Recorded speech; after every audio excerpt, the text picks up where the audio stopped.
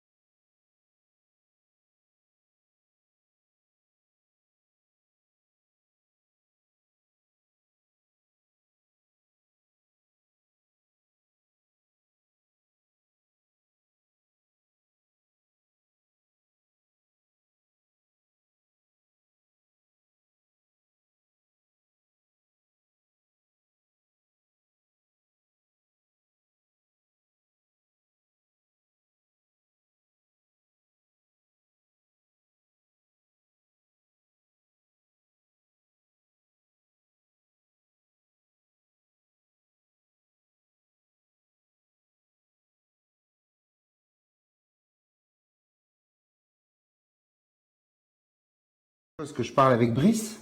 Oui, tout à fait, c'est moi. Bonjour Brice, on s'est vu quelques mois à l'école, je pense que vous devez vous souvenir de moi, c'est Johan qui arrivait du Canada. Oui, tout à fait. Effectivement. Comment vous allez Brice? Bien et vous-même? Ben ça va, on n'a pas eu l'occasion de se voir malheureusement plus longtemps puisque j'imagine que vous devez être au courant, il y a eu séparation entre moi et la maman. Tout à fait, j'ai eu vent de votre séparation, tout à fait. D'accord. Donc je voulais savoir un peu, puisque moi j'étais quand même un peu dans la vie pendant 5 mois de Maxence. Puis bon, vous savez très bien, puisqu'on l'a vécu ensemble, que Maxence, s'il y a un moustique qui rentre dans la maison, vous allez le savoir le lendemain matin. C'est ça, tout à fait, tout à fait. D'accord. Donc je voulais savoir un peu comment ça allait. J'ai très peu l'occasion de parler avec la maman. Comment ça allait. Vous savez qu'on avait mis un plan d'intervention pour la maison et puis je voulais savoir un petit peu comment ça allait suite à cette séparation-là. Comment ils prenaient ça. Alors écoutez, sur le comportement de Maxence au sein de l'IMP, écoutez, il a toujours été plutôt tranquille à l'IMP, mais après par rapport à ce qui a pu transpercer, il n'en a pas du tout parlé. D'accord. Voilà, il n'en a pas du tout parlé, ou très très peu. Et après, au niveau de son comportement ici à l'IMP ou au domicile, ça semble avoir eu pour effet de l'apaiser pas mal.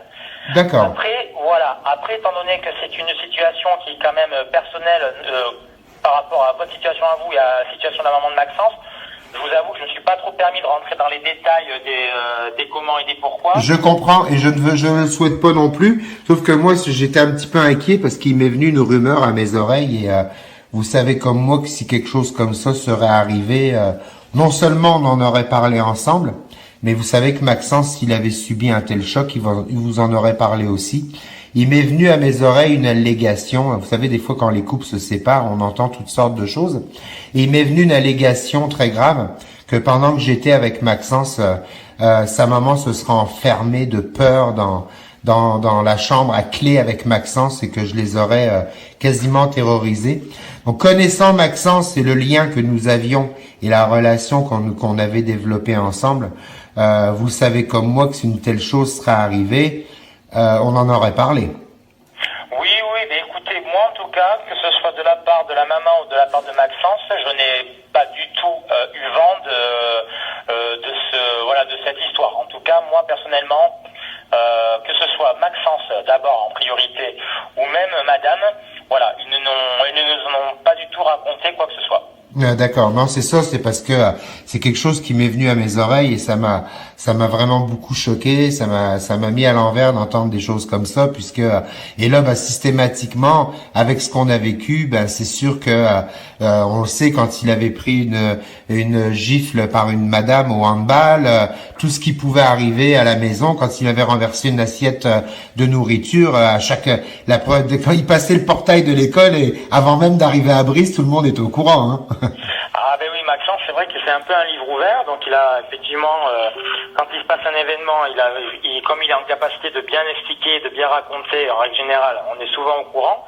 Mais voilà, par rapport à cette histoire-là, non, Maxence n'a pas raconté quoi que ce soit de particulier par rapport à un épisode qui aurait pu ressembler à ça, quoi. C'est ça, de toute façon, on s'entend que s'il est arrivé une affaire comme ça, je pense que Brice l'aurait su, hein. Ouais, mais non, en tout cas, voilà, il n'y a pas du tout eu d'histoire de cet ordre-là qui nous a été racontée, ni de la part de Maxence, ni de la part de Madame. Après, voilà, ce qu'elle a pu raconter, ou pas d'ailleurs, à d'autres personnes, ça je ne sais pas. Mais me concernant à titre individuel ou par rapport à l'IMP, non, on n'a pas eu vent de cette histoire. D'accord.